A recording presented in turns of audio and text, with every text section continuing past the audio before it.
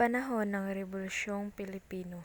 Matapos ang mahigit na 300 taong pananahimik dahil sa pananakop ng mga Espanyol, namulat ang mga mamayan sa kaapihang kanilang dinaranas. Sa loob ng mahigit 300 taon, kontrolado ng Espanya ang politika, ekonomiya at relihiyon ng Pilipinas. Maraming Pilipino ang napilitang magbayad ng malaking buwis, magtrabaho ng sapilitan, at sumunod sa mga patakaran ng mga prayle at opisyal. Dahil dito, naging normal ang kawalan ng pantay na karapatan at napigil ang mga boses na magreklamo o mag-organisa. At bakit nga ba mahalaga ito? Dahil ito ang pinagbuhatan ng sama ng loob, hindi bigla nagising ang mga tao, kundi unti-unti silang naiinis hanggang sa nagkaroon ng malawakang pagnanais na magbago ang sistema. Sa mahigit 300 taon ng kolonyalisasyon, nasanay ang mga Pilipino sa batas at pamamalakad ng Espanya, pero dahil dito rin lumabas ang mga sama ng loob at pagnanais ng pagbabago. Hindi na ito simpleng reklamo, naging dahilan ito para mag-isip ng kalayaan. Dito, naging matindi ang damdaming nasyonalismo. Ano muna ang nasyonalismo? Ang nasyonalismo ay ang matinding pagmamahal at malasakit sa sariling bansa. Ibig sabihin, inuuna ng tao ang kapakanan ng bayan kaysa sa sarili at handa siyang ipaglaban ang kalayaan nito.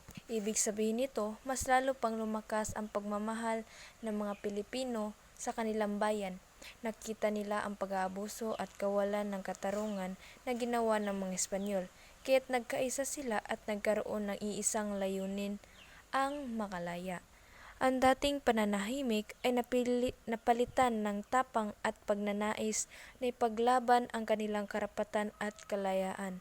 Kaya, masasabing ang damdaming nasyonalismo ang nagsilbing apoy na nagpasimula ng Rebolusyong Pilipino. Noong 1272,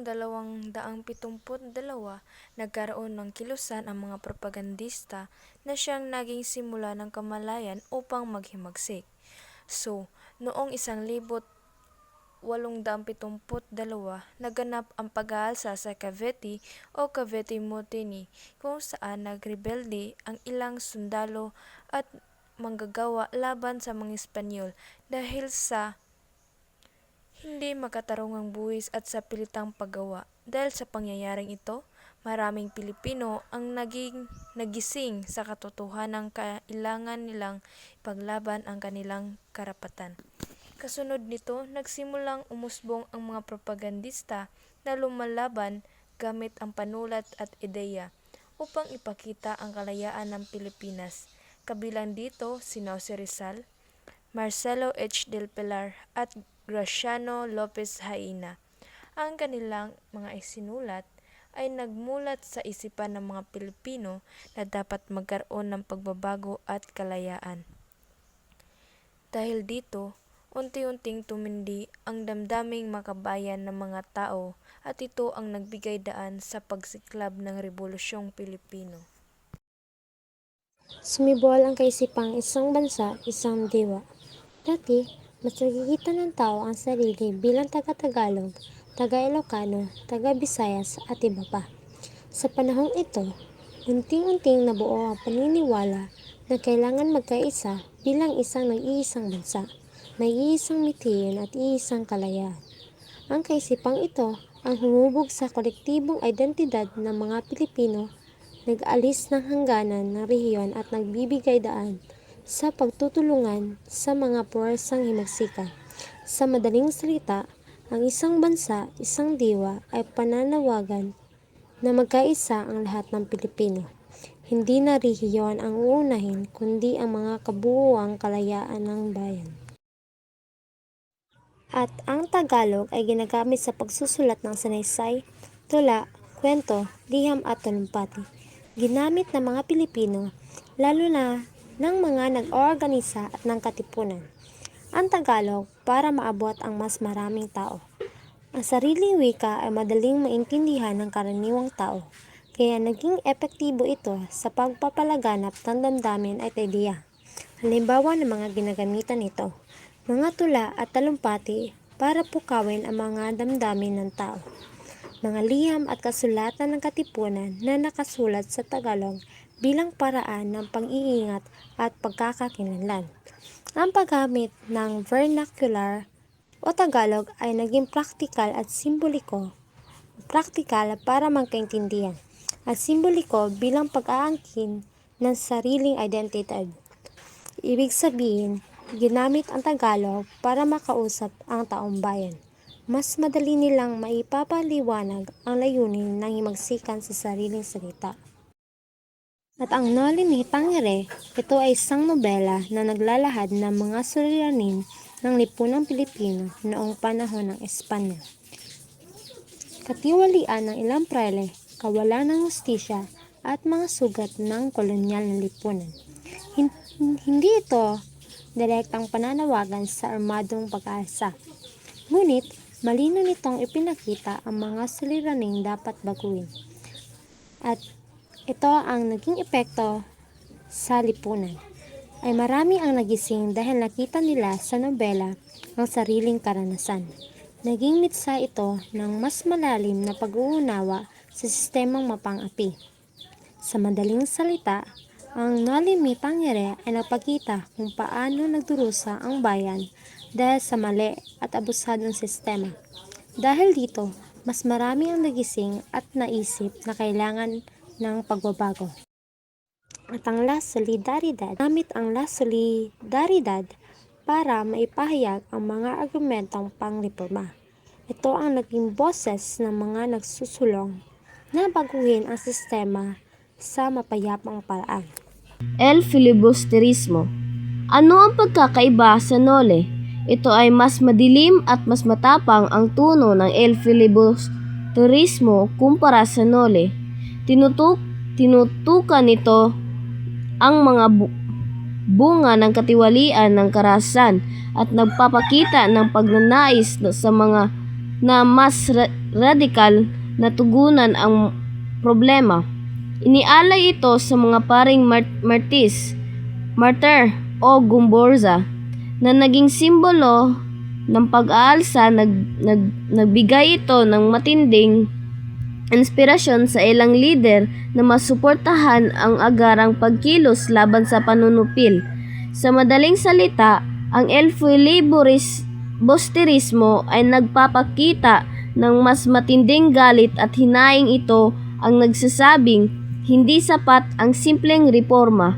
Kailangan ng matapang na hakbang para wakasan ang pang-aapi. Noong 1800 at 1900, ginawa ang konstitusyon ng Biak na Bato bilang unang konstitusyon ng revolusyonaryong pamahalaan sa Pilipinas na pinamuunan ni Emilio Aguinaldo. Sa konstitusyong ito, ginamit ng Tagalog bilang opisyal na wika. Gayunpaman, mahalagang tandaan na hindi pa ito idineklara bilang pambansang wika, kundi opisyal lamang sa mga dokumento at komunikasyon ng revolusyonaryong pamahalaan. Ipinapakita nito na kahit noong panahon ng revolusyon, nakikita ng mga lider tulad ni na Emilio Aguinaldo at Pedro Paterno ang kahalagahan ng sariling wika sa pagkakaisa ng bansa. Ang hakbang na ito ay naging simula ng ideya na dapat may sariling wika ang mga Pilipino na magsisilbing simbolo ng ating kalayaan at pagkakakinlanlan. El filibusterismo. Ano ang pagkakaiba sa Nole? Ito ay mas madilim at mas matapang ang tono ng El filibusterismo kumpara sa Nole. Tinutukan nito ang mga bunga ng katiwalian ng karahasan at nagpapakita ng pagnanais sa mga na mas radikal na tugunan ang problema. Inialay ito sa mga paring martir o gumborza na naging simbolo ng pag-aalsa, nagbigay ito ng matinding inspirasyon sa ilang lider na masuportahan ang agarang pagkilos laban sa panunupil. Sa madaling salita, ang El Filibusterismo ay nagpapakita ng mas matinding galit at hinaing. Ito ang nagsasabing hindi sapat ang simpleng reforma. Kailangan ng matapang na hakbang para wakasan ang pang-aapi. Andres Bonifacio. Si Bonifacio ang nagtatag ng Katipunan, isang lihim na samahan na nag-organisa ng masa, mga karaniwang tao, para lumaban sa pananakop. Ginamit ng Katipunan ang Tagalog at lihim na mga ritual, sumpa at kasulatan para magplano ng himagsikan.